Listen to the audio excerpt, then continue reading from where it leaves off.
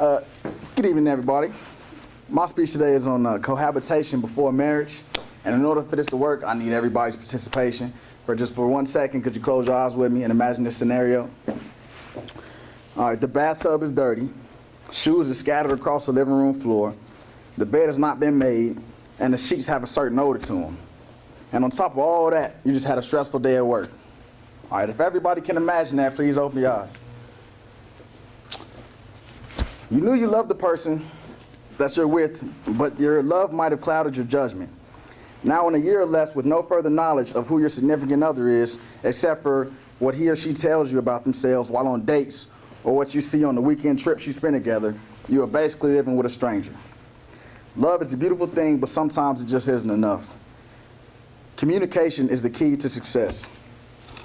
According to a recent study from Cheryl Connolly of the New York Daily News called Cohabitation Before Marriage, couples that cohabitated before marriage had a 71% better chance of making it to their 10-year anniversary than couples that did not. If they did not, the statistic dropped down slightly to about 69%. So, statistically speaking, it is better to live with your spouse before you get married to them. Today, I will persuade you to take a risk by living with your significant other before marriage so that you don't risk losing your marriage because you found out that you and your mate are not compatible. Let's start by discussing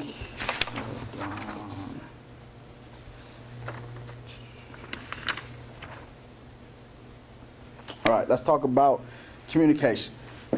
Communication is a combination of both verbal and nonverbal gestures, So you going on a date and talking to a person about, this is what I like, this is what likes to happen, that's all good, that's a good form of communication. But there are other forms such as nonverbal. And nonverbal is stuff that you can see as their mannerisms or, just seeing their moods every day, all right? And living with a person, you'll be able to see their moods, not only when they're all dressed up and they're nice and their hair is done and makeup done and you're on a date with them and they got on their best face, but also just in the privacy of your own home, in your own house, you'll be able to really find out who that person is that you're marrying.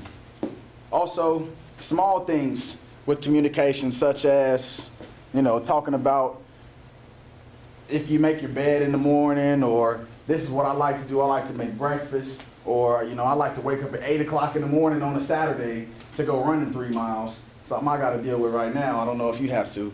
But stuff like that is something that you should know about a person before you try to take that next step and marry them.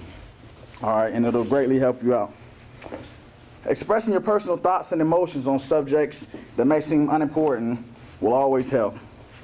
Now that we have talked about communication, let's talk about statistics.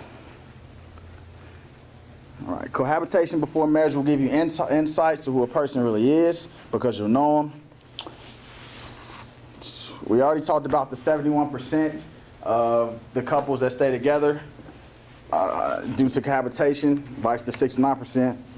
As we have seen, cohabitating before marriage has multiple positive effects on relationships. Cohabitating before marriage helps both verbal and nonverbal communication with relationships. And cohabitating before marriage has many positive aspects, and it can be the difference between a happy long-term marriage or a short-term marriage, otherwise known as a Kim Kardashian marriage that only lasts for 72 days. All right? That's my speech. I hope I have persuaded you to see things the way I do. Have a good day.